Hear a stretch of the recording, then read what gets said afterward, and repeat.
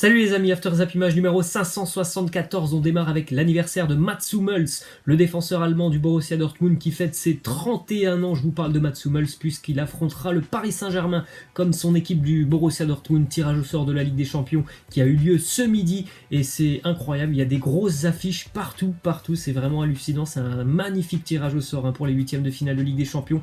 Vous l'avez sous les yeux, Dortmund qui jouera face au Paris Saint-Germain, le Real Madrid face à Manchester City, l'Atalanta jouera face à Valence, l'Atlético face à Liverpool, Chelsea, Bayern Munich, Juventus face à Lyon, Tottenham face à Leipzig et le Barça qui affrontera le Napoli. Vraiment, les huitièmes de finale sont tout simplement magnifiques.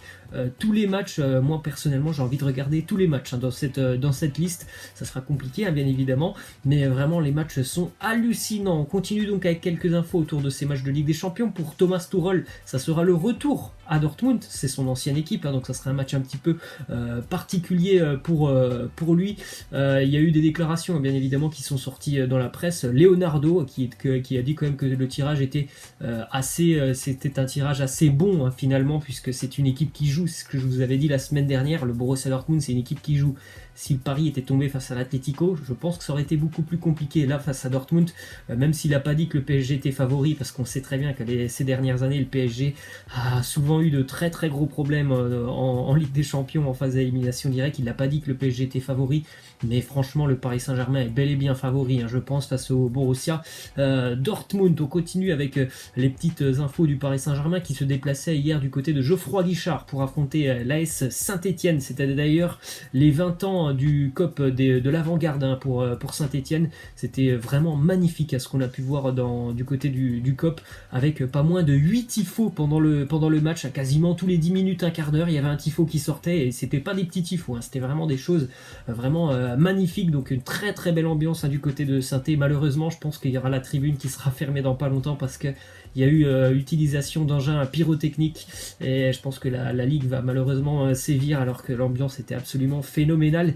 Hier, résultat pour le Paris Saint-Germain, cette victoire bien évidemment maîtrisée pour le PSG hier, 4-0 grâce à des buts de Mbappé, Icardi, enfin un doublé pour Mbappé, un but d'Icardi, et puis vous avez le but qui a été marqué par Paredes, qui me semble-t-il ce matin, la Ligue l'a finalement accordé à Neymar. Le Paris Saint-Germain était bien aidé aussi par le fait que Saint-Etienne a très vite joué à 10 contre 11, puisque Jean-Eudes Daoulou a été exclu. On a une petite statistique sur Mbappé qui a donc inscrit un doublé hier, encore un record pour Kylian Mbappé. À 20 ans et 360 jours, il est devenu hier le plus jeune joueur de ces 50 dernières années à atteindre le cap des 70 buts marqués en Ligue 1. Encore une fois, un record hallucinant pour Kylian Mbappé. Déclaration de Thomas Tuchel sur ce match du côté de Saint-Etienne. Il nous dit: j'ai vraiment l'impression qu'on a joué comme une équipe, et défensivement c'est très très fort. Et il est vrai qu'hier, c'est un match parfait pour le Paris Saint-Germain, qui n'a laissé aucun espoir aux Stéphanois. Et ce genre de match, vraiment, je pense que c'est ce qu'il faut montrer tout simplement en Ligue des Champions. C'est-à-dire qu'offensivement, ils font mal. Les Parisiens, ça on le sait qu'offensivement, ça fait très mal. Mais défensivement, ils n'ont quasiment rien laissé aux Stéphanois. Et surtout, en plus de ça, hier, ils ont joué quand même 90 minutes sur le même rythme, avec la même intensité. Depuis quelques semaines, des fois, le PSG se contentait d'une mi-temps, parce qu'ils avaient déjà fait la différence. Et maintenant, bien évidemment, en Ligue des Champions, il faut être présent sur 90 minutes, et ça, c'est des matchs qui peuvent vraiment aider le Paris Saint-Germain. On continue donc avec les infos du côté de l'Olympique Lyonnais. Après avoir affronté Lionel Messi et le Barça l'année dernière, et bien pour Lyon cette année, c'est encore un gros tirage. On le savait, bien évidemment, Lyon a terminé deuxième de son groupe, donc forcément ils allaient tirer un gros. Et bien c'est la Juventus de Cristiano Ronaldo qui se déplacera du côté du Groupama Stadium. On continue avec cette info pour l'Olympique Lyonnais, qui a été battu hier justement à domicile par le Stade Rennais. Petite statistique sur le Stade Rennais, qui a remporté 6 points cette année après la 85e minute en Ligue 1, c'est plus que toute autre équipe.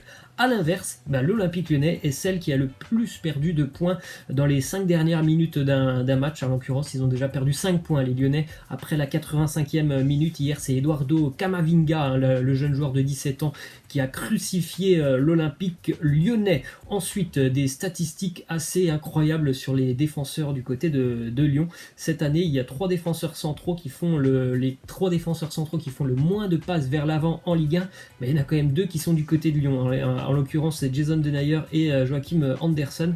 Le premier, c'est Alexander Mitrovic, le défenseur de Strasbourg, mais c'est quand même très très inquiétant hein, quand ton duo central ne peut pas relancer ne peut pas, ils font pas beaucoup de passes vers l'avant quoi. C'est ça le problème pour des joueurs bien évidemment qui sont importants hein, dans les relances. Il faut que ça aille un petit peu de l'avant. C'est une statistique quand même assez incroyable pour l'Olympique lyonnais. En plus de ça, terrible coup dur hein, pour l'Olympique lyonnais hier. En plus de la défaite, Memphis Depay et Jeffrey Nadalid sont tous deux victimes d'une rupture du ligament croisé antérieur. Donc pour l'un c'est le genou gauche, pour l'autre c'est le genou droit. Autant dire qu'on le sait tous, hein, rupture du ligament croisé, mais bien tout simplement c'est fin de saison pour les deux joueurs.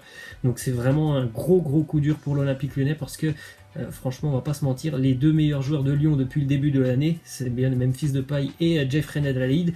Moussa Dembélé aussi fait un très bon début d'année, mais franchement Depay c'est lui qui porte l'Olympique lyonnais depuis quelques semaines, et Reine Adélaïde c'est vraiment une révélation hein, depuis qu'il est arrivé du côté d'Angers, et malheureusement pour Lyon c'est déjà une fin de saison pour ces deux joueurs.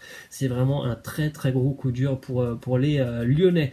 Ensuite on a une déclaration de Juninho sur le tirage au sort de Ligue des Champions face à la Juve. Il nous dit qu'il faudra faire 2 matchs parfaits, on aura besoin d'un bloc serré avec tout un groupe concerné. On devra également être très réaliste. Pour les blessures d'hier, on est triste, on va bosser pour trouver des solutions. Certainement qu'il faut s'attendre à un mercato un petit peu mouvementé hein, du côté de l'Olympique lyonnais qui, on s'attendait pas bien évidemment à perdre 2 joueurs aussi important comme Depay et Reine Adélaïde. Ensuite, petite banderole hier des Bad Guns, elle n'est pas apparue bien longtemps, la banderole des Bad Guns qui ont répondu au doigt d'honneur hein, de Marcelo un petit peu plus tôt cette semaine en Ligue des Champions. Les Bad Guns qui lui ont fait une petite banderole en lui disant tout simplement garde tes doigts pour ta femme. Ensuite, info du côté de l'Olympique de Marseille, on a vu ce week-end que Steve Mandanda avait dû quitter prématurément la pelouse de Saint-Symphorien à Metz, victime d'une blessure, donc pas trop grave hein, visiblement pour Mandanda, c'est une entorse bénigne.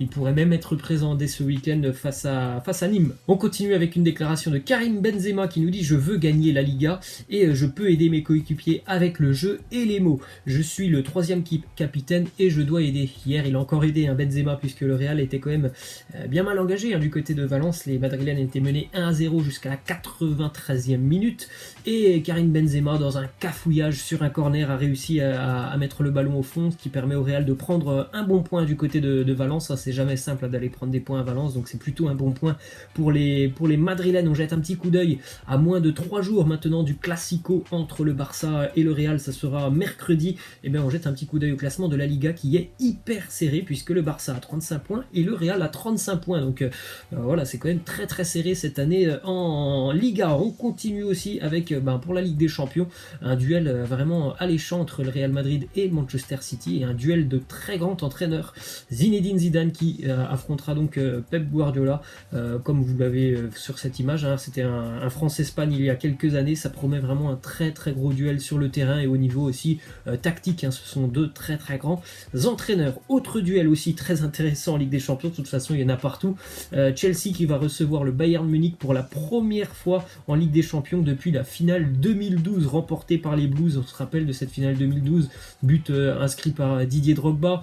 C'était le premier titre pour Chelsea, un match vraiment spectaculaire. Chelsea était mené je crois jusqu'à la 91e minute dans ce match, et en plus ils avaient remporté cette victoire face au Bayern sur le terrain du Bayern à l'Allianz Arena, donc c'était vraiment magnifique. Ensuite on part en Italie maintenant avec Cristiano qui fait taire un petit peu les critiques hein. Il était critiqué dernièrement du côté de l'Italie. Hier 2 buts pour CR7 face à l'Udinese.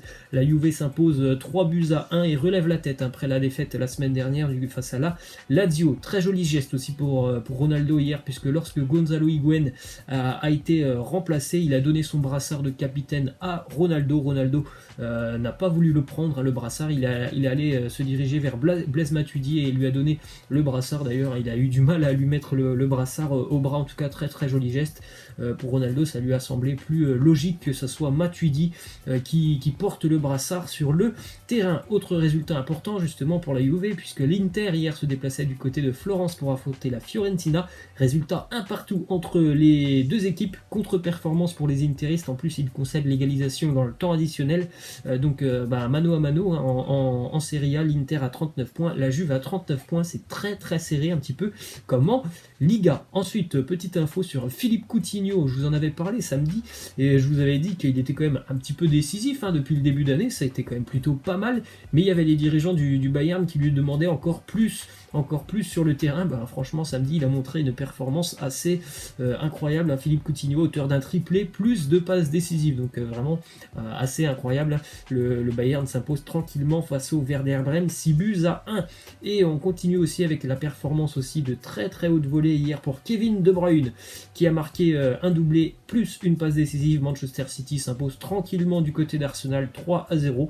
C'est d'ailleurs le second but le plus rapide inscrit en première ligue par un joueur adverse du côté de l'Emirates Stadium d'Arsenal.